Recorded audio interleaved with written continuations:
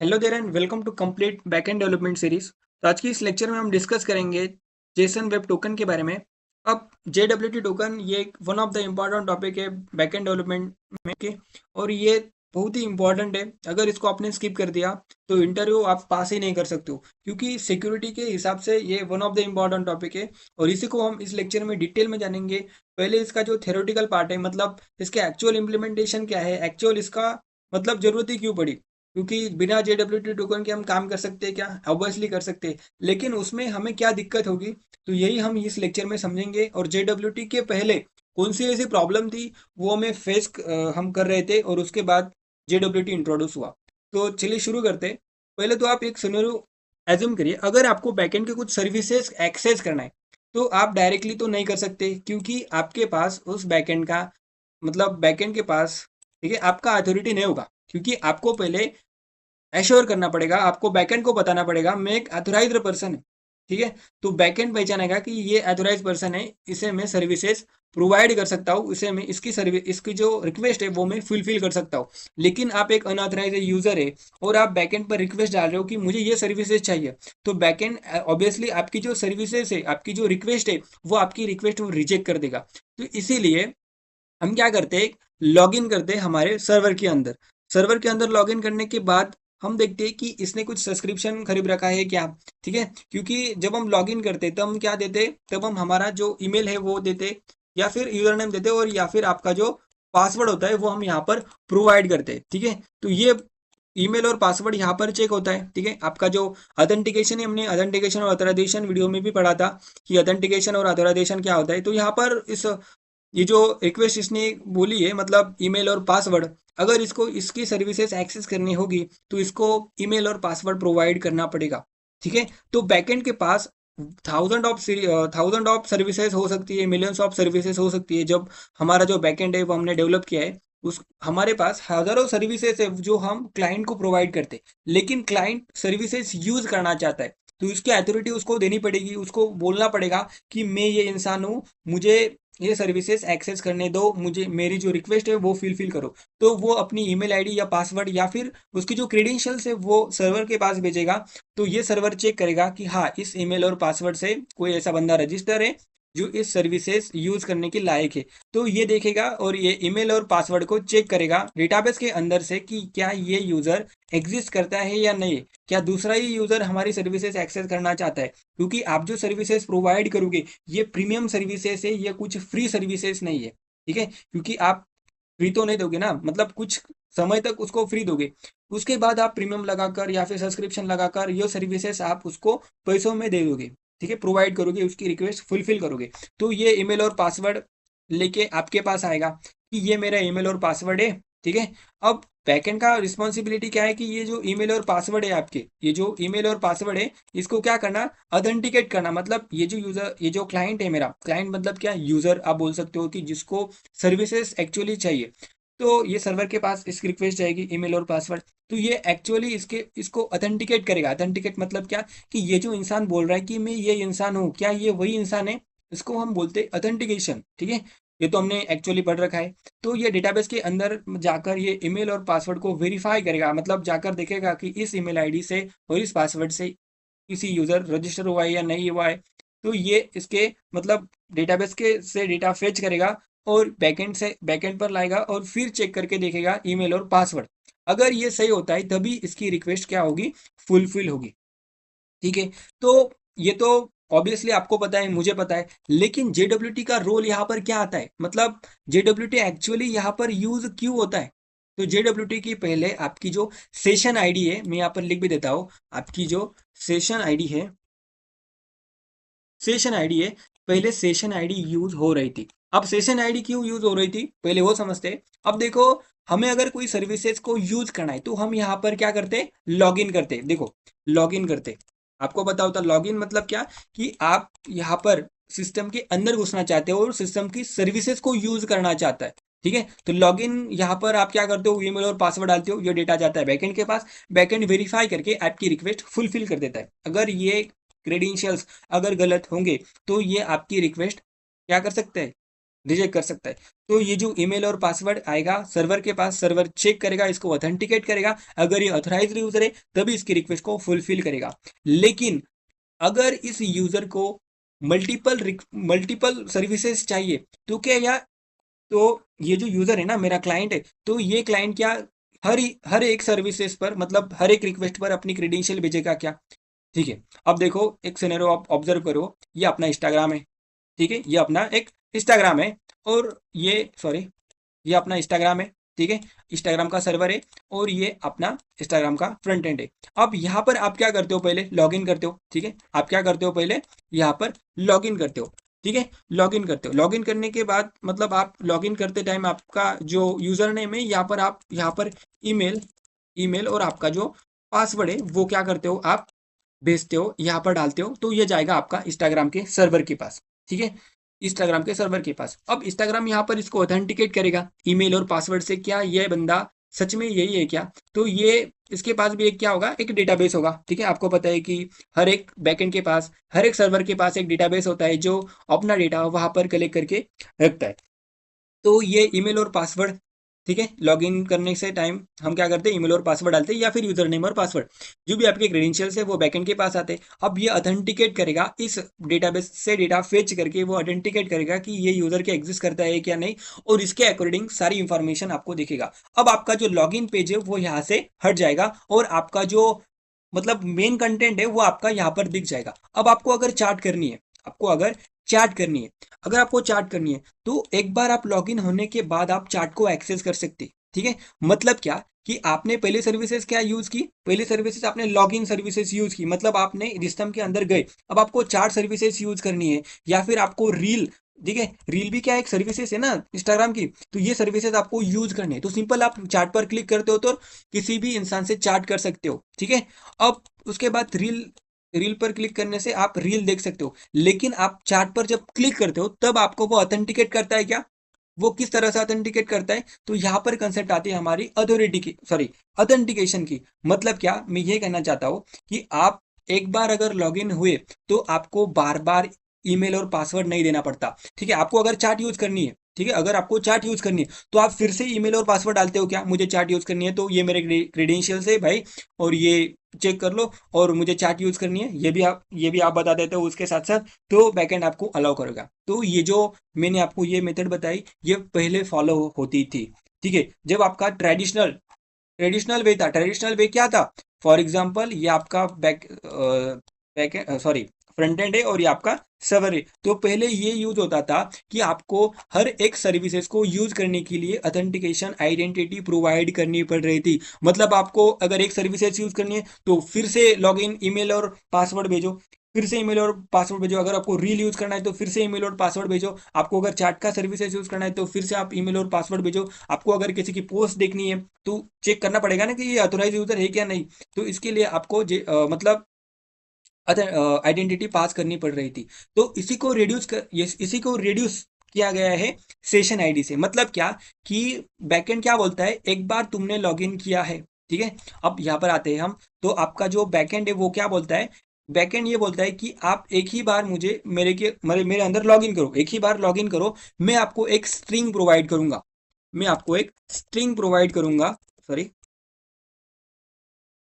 मैं आपको एक स्ट्रिंग प्रोवाइड करूंगा, और वो स्ट्रिंग मैं तुम्हें दूंगा, क्लाइंट, ये जो स्ट्रिंग है ना वो स्ट्रिंग मैं तुम्हें दूंगा। और अगर तुम्हें फिर से कोई सर्विसेज को यूज करना है, देखो ये जो बात मैं कर रहा हूँ ये सबसे इंपॉर्टेंट है, और सबसे मतलब इंपॉर्टेंट ही है, ध्यान से सुनिए।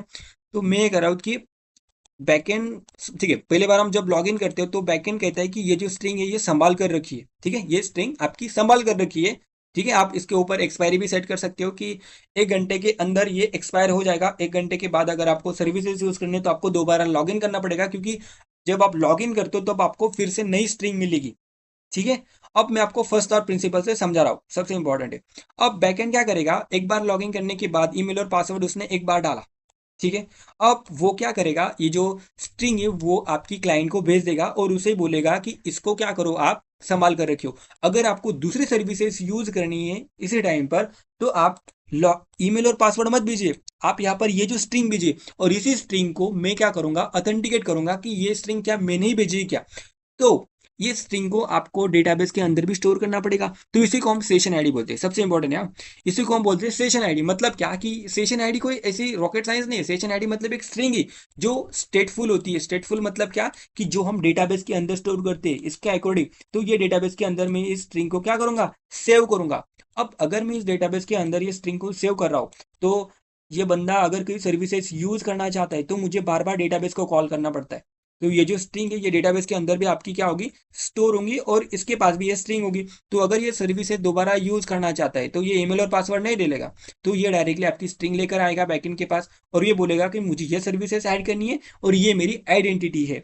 और ये आइडेंटिटी मतलब इंस्टेड ऑफ सेंडिंग ईमेल और पासवर्ड, वो क्या सेंड करता है, स्ट्रिंग सेंड करता है। अब ये जो स्ट्रिंग है आपकी, ये स्ट्रिंग बैकएंड क्या करेगा, ऑथेंटिकेट करेगा कि ये स्ट्रिंग क्या मैंने भेजे क्या। तो ये फिर से इस डेटाबेस के अंदर से स्ट्रिंग निकालेगा, ठीक है, और ये स्ट्रिंग इसके साथ कंपेयर करेगा कि ये स्ट्रिंग ये मैंने भेजे क्या दूसरी स्ट्रिंग है। क्योंकि अगर अनऑथराइज्ड यूजर दूसरी स्ट्रिंग भेजता है और ये स्ट्रिंग से कंपेयर करता है तो ये तो मतलब अलग आएगी, तो ये इसकी सर्विस मतलब ये जो रिक्वेस्ट है उसकी ब्लॉक कर देगा, या फिर वो इसकी सर्विसेज फुलफिल नहीं करेगा, रिजेक्ट कर देगा।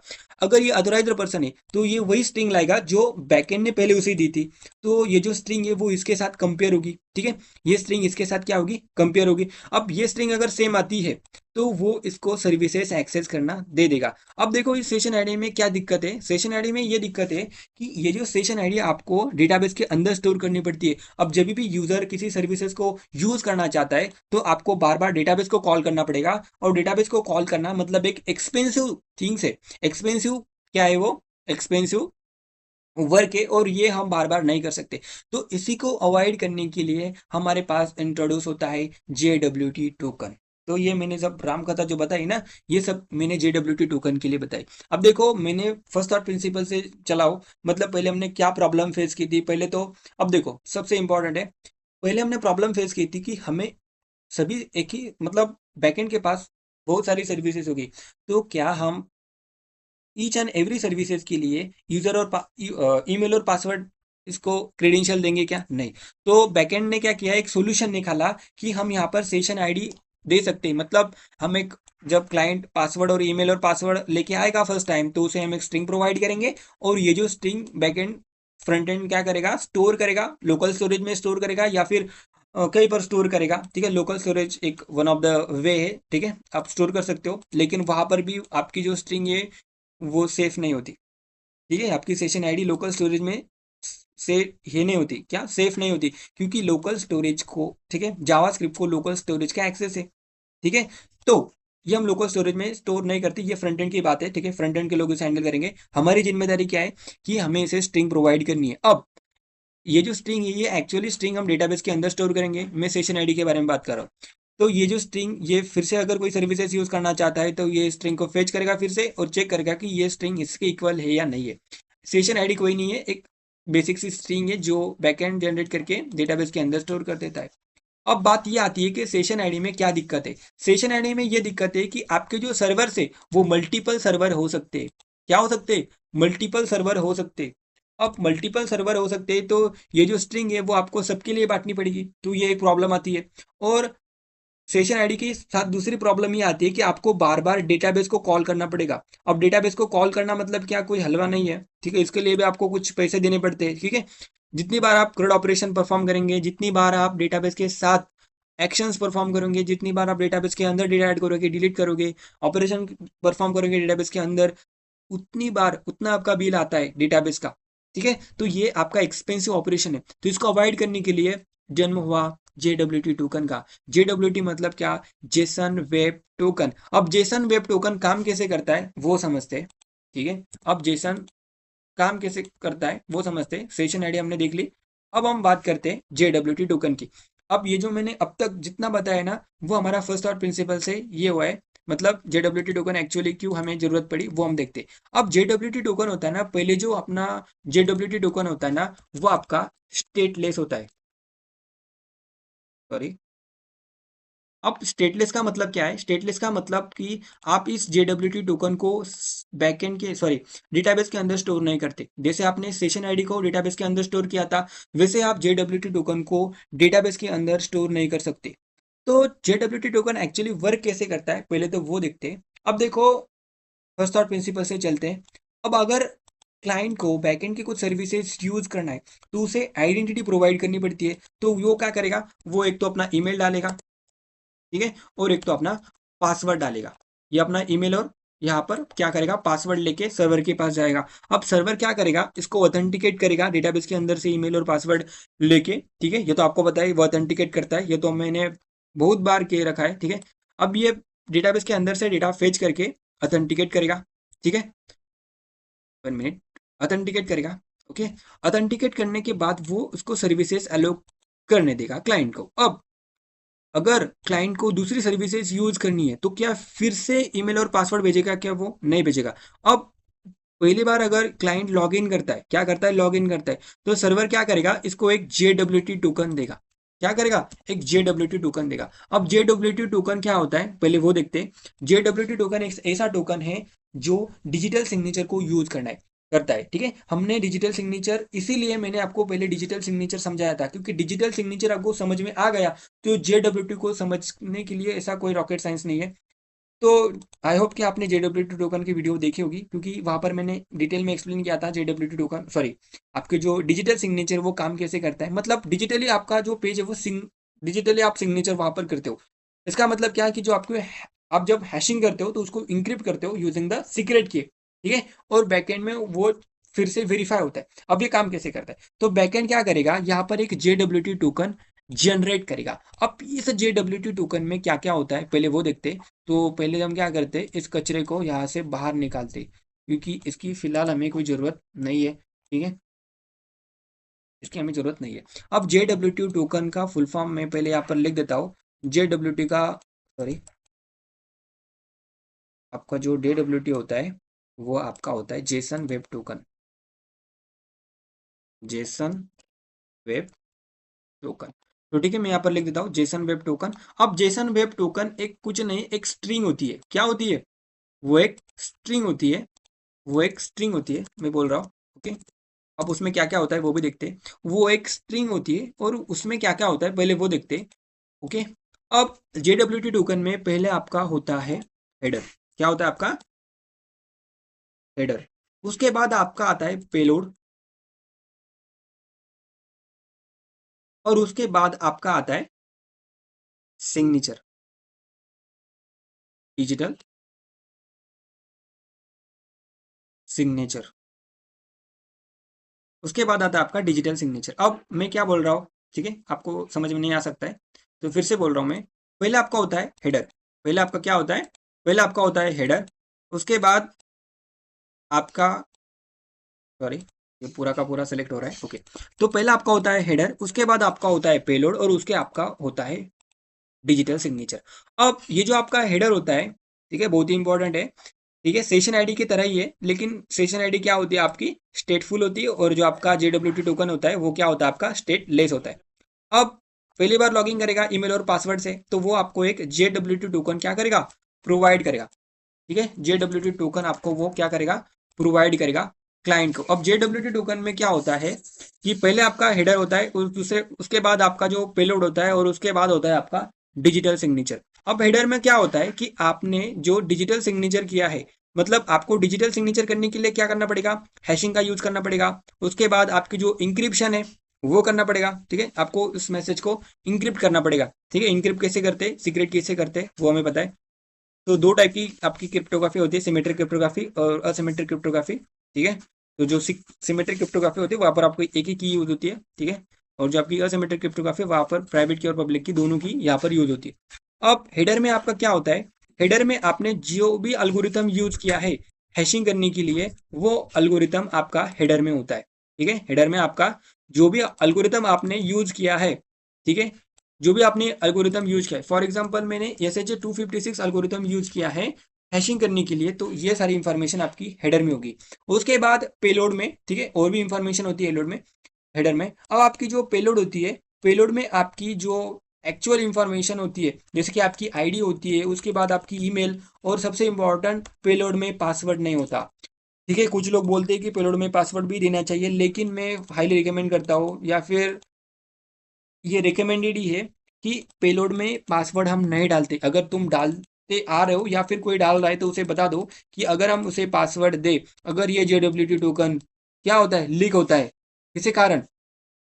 अब ये बात सही है कि JWT टोकन के ऊपर हम एक्सपायरी डेट लगा सकते हैं, एक्सपायर लगा सकते हैं कि 2 सेकंड बाद या फिर 2 दिन बाद ये JWT टोकन क्या हो सकता है, एक्सपायर हो सकता है। अगर अगर 2 दिन बाद ये टोकन अगर क्लाइंट सर्वर के पास लेकर चला जाए तो सर्वर बोल देगा कि ये एक्चुअली क्या हो सका है, आपका एक्सपायर हो रखा है, तो आपको फिर से ईमेल और पासवर्ड प्रोवाइड करना पड़ेगा। लेकिन अगर आपका पासवर्ड लीक होता है ना भाई, अगर आपका पासवर्ड लीक होता है तो कोई भी बंदा, मतलब अगर आपका मतलब एक बंदा है और उसका आपको मतलब उसको आपका ईमेल और पासवर्ड पता है, तो किसी भी टाइम का किसी भी मतलब कहाँ पर भी खोलकर आपकी एप्लीकेशन, क्योंकि फ्रंट एंड तो आपका किसी भी एप्लीकेशन में खुल सकता है ना, और बैक एंड आपका अनविजिबल होता है, मतलब किसी को दिखता ही नहीं है, तो वो ईमेल और पासवर्ड से आपके ऊपर मतलब आपकी सर्विसेज यूज कर सकता है। ठीक, ठीक है, सीक्रेटली। तो ये पासवर्ड आपको पेलोड के अंदर डालना नहीं है। और उसके बाद आता है आपका डिजिटल सिग्नेचर। अब डिजिटल सिग्नेचर में क्या होता है, डिजिटल सिग्नेचर में कुछ नहीं होता है, ये जो हेडर और पेलोड है ना, ये जो आपका हेडर और पेलोड है, ठीक है, ये आपका हेडर और पेलोड, इसको हैश फॉर्म में कन्वर्ट किया जाता है। किस में कन्वर्ट किया जाता है, आपके इसको हैश कोड में कन्वर्ट किया जाता है। और कोड को कन्वर्ट करने के बाद एक की का यूज करके उसको हम बोलते हैं सीक्रेट की। क्या बोलते हैं हम, सीक्रेट, सीक्रेट की, ठीक है। और ये सीक्रेट का यूज करके हम इस कोड, इस हैश कोड को क्या करते, इंक्रिप्ट करते। क्या करते हैं हम, इनक्रिप्ट करते। इनक्रिप्ट करने का मतलब क्या है कि इसको हम किसी और फॉर्म में कन्वर्ट करते जो साइफर टेक्स्ट होता है। प्लेन टेक्स्ट मतलब क्या कि जो हर किसी को पता चले, ठीक है, वो। और इसको हम इंक्रिप्ट करते। और मैंने डिजिटल सिग्नेचर में डिजिटल सिग्नेचर इसीलिए समझाया था, ठीक है। अब ये जो मेरी सीक्रेट की है, ये जो मेरी सीक्रेट की है, ये सीक्रेट की सिर्फ बैकएंड के पास होगी। अगर ये सीक्रेट की आपकी लीक हो गई, अगर ये सीक्रेट की आपकी लीक हो गई तो कोई भी बंदा किसी के भी अकाउंट को हैक कर सकता है।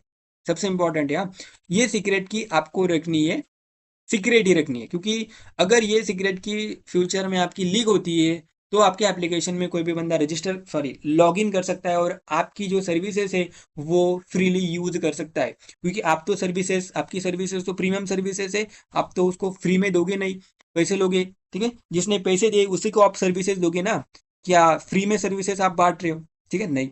तो ये जो सीक्रेट की है, ये सीक्रेट की का यूज करके, ये जो सीक्रेट की है इसका यूज करके हम हैश कोड को इंक्रिप्ट करते। अब हैश कोड को इंक्रिप्ट करते और वही होता है आपका डिजिटल सिग्नेचर। डिजिटल सिग्नेचर कोई नहीं है, आपकी जो एक्चुअल मैसेज है उसको हैश कोड में कन्वर्ट करना, और हैश कोड में कन्वर्ट करने के बाद सीक्रेट की से मतलब प्राइवेट की से आप उसको क्या करते हो, इंक्रिप्ट करते हो, वही आप यहाँ पर करते हो। ओके, तो इसके अंदर क्या होता है आपका, ये सारा का सारा कंटेंट आपका डिजिटल सिग्नेचर होता है। मैं यहाँ पर ये भी रख देता हूँ, ये सारा का सारा कंटेंट आपका, ये सारा का सारा भाई तो यहाँ पर आ जा, ये सारा का सारा कंटेंट आपका डिजिटल सिग्नेचर का होता है।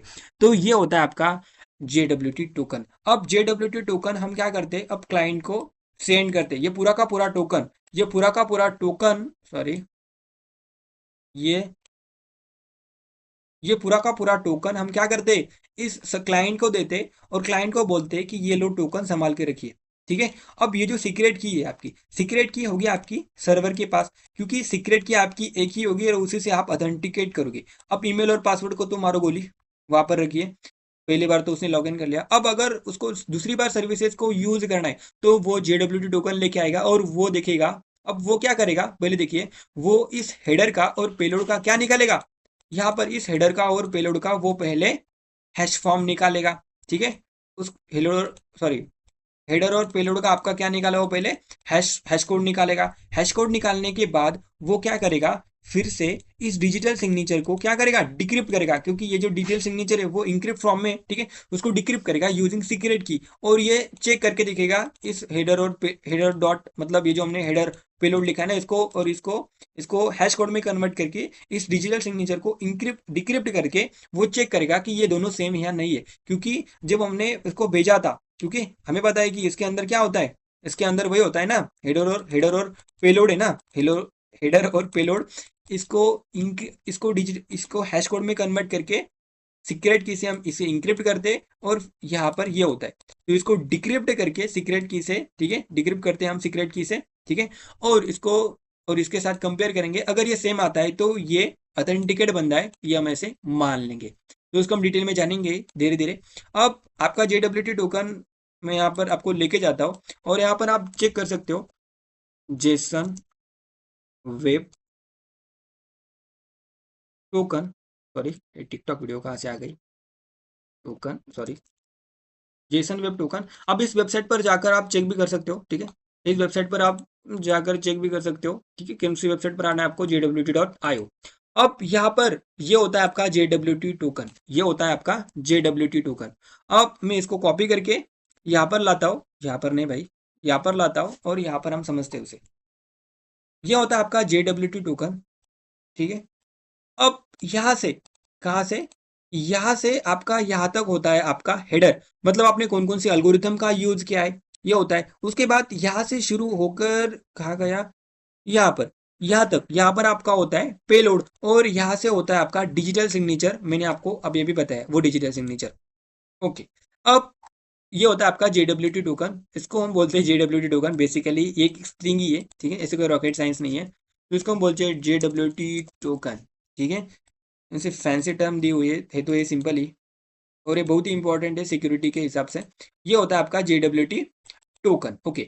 तो ये हमने यहाँ से उठाया है और ये आपको मिलेगा JWT, एक उसके ऑफिशियल वेबसाइट। अब देखो ये जो मैंने बताया था ना, इसका अल्गोरिथम ये जैसे 256, उसके बाद इसका टाइप, तो ये आपका यहाँ पर होगा। अब देखिए इसका, इसने एल्गोरिथम कौन सा यूज किया है इसको इंक्रिप्ट करने में, या फिर इसको मतलब इंक्रिप्ट करने में हैश कोड में कन्वर्ट करने के लिए एल्गोरिथम यूज किया है आपका SH256, ठीक है, ये अपना SH256 था, कहा गया, ठीक है, SH256 था ये, और इसने SH256 लिखा है, ओके, दूसरा एल्गोरिथम है, ऑब्वियसली यूज कर सकते हो क्योंकि हैशिंग के लिए सिर्फ एक ही एल्गोरिथम आपका यूज नहीं होता है, मल्टीपल एल्गोरिथम आप हैशिंग के लिए यूज कर सकते हो। अब पहले देखते हैं कि चल रहा है कि नहीं चल रहा है भाई, हाँ चल रहा है।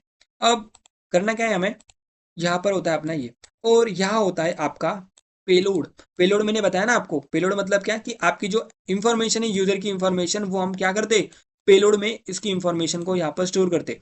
तो ये जो पार्ट होता है ये होता है आपका डिजिटल सिग्नेचर, और ये अंदर का मिडल मिडल पार्ट होता है आपका पेलोड। पेलोड मतलब क्या कि ये जो इंफॉर्मेशन है वो इंफॉर्मेशन, इसके अंदर आपकी पासवर्ड नहीं होता, इसके अंदर आपका पासवर्ड नहीं होता, सिर्फ ये इंफॉर्मेशन है, ठीक है, सब्जेक्ट, ठीक है, उसके बाद नेम, एडमिन आईडी हम उसके ऊपर डाल सकते हैं, और ये आईआईटी क्या है वो थोड़ी देर बाद हम समझते हैं, ठीक है। आईआईटी मतलब क्या, इनिशियल टाइम जहाँ पर वो क्रिएट हुआ था, ठीक है।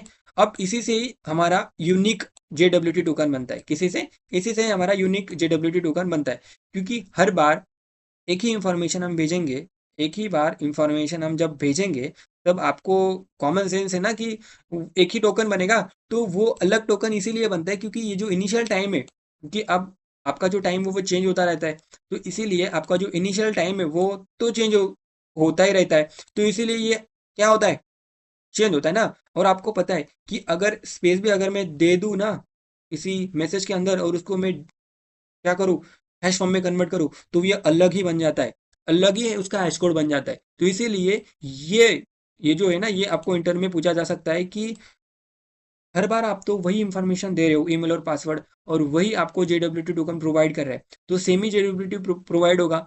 तो यूनिकनेस क्या है उसमें, तो यूनिकनेस वही है कि जो आपका इनिशियल टाइम होता है जब आप क्रिएट करते हो, तो वो इनिशियल टाइम आपका पेलोड में दिया जाता है, ठीक है। वो तो हम देखेंगे ही उसको इनकोड करके, ठीक है, उसमें होता क्या क्या है। तो ये उसकी राम कथा है, तो इस वेबसाइट में जाकर आप यहाँ पर JWT टोकन को लिख सकते हो। तो ठीक है, तो ये आपका JWT टोकन ऐसा दिखता है, ओके। अब मैं यहाँ पर जाता हूँ और आपको एक्चुअल में समझाता हूँ यहाँ पर वर्क कैसे चलता है। तो JWT आपको समझ में आ गया है। पहले आपका जो क्लाइंट, पहले आपका क्या होता है, पहले आपका हेडर होता है, ठीक है, यहाँ पर मैं लिख देता हूँ। पहले आपका क्या होता है, हेडर होता है, सॉरी, पहले आपका होता है हेडर, उसके बाद पेलोड, और उसके बाद आता है आपका डिजिटल सिग्नेचर।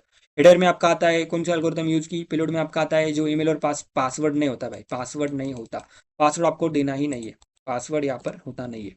आईडी और ईमेल आप देख सकते हो, और इनिशियल टाइम मैंने यहाँ पर देखा था ना, IoT, सॉरी IoT नहीं, IAT, जब आपने इस टोकन को क्रिएट किया है, उस टोकन का नाम यहाँ पर होता है, उसको हम आईआईटी बोलते हैं, ठीक है, आईआईटी, आईआईटी नहीं, आईआईटी, ओके।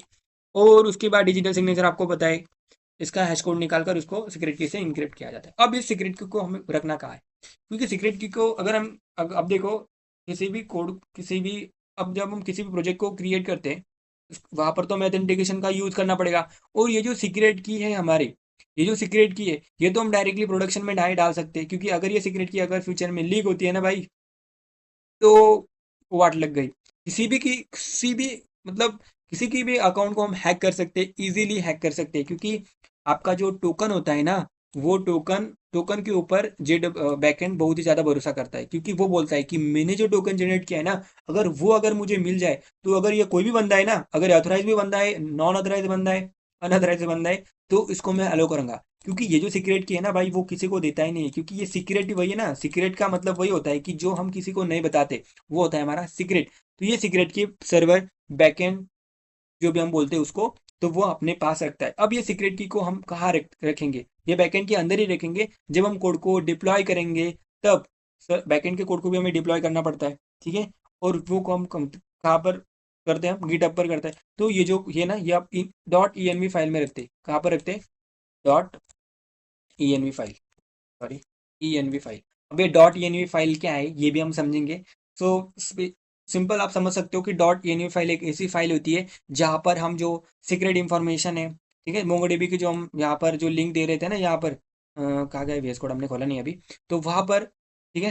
तो ये जो काम है ना, वो मतलब जो हम लिंक, कौन सी लिंक है भाई आपकी, मोंगोडीबी की लिंक, जब आप डेटाबेस को कनेक्ट करते हो, तो वो लिंक हम ई फाइल में डालते हैं, ठीक है। और बहुत ही सीक्रेट इन्फॉर्मेशन हम ENV फाइल में डालते हैं। तो ENV फाइल ऐसा कोई डेटाबेस नहीं है। तो ये सिंपल सा एक फाइल है जहाँ पर हम सिंपल से जो सीक्रेट इन्फॉर्मेशन है वो यहाँ पर रखते हैं, क्योंकि हमें उसे यूज करना पड़ता है, क्योंकि हम डायरेक्टली गिटहब पर अपलोड करके जो API की होती है आपकी ENV फाइल में होती है। तो इसको आप एक छोटा सा डेटाबेस तो नहीं बोलेंगे हम, इसको एक फाइल है जो थोड़ी सी सीक्रेट इन्फॉर्मेशन कंटेंट करती है, वो हम प्रोडक्शन में नहीं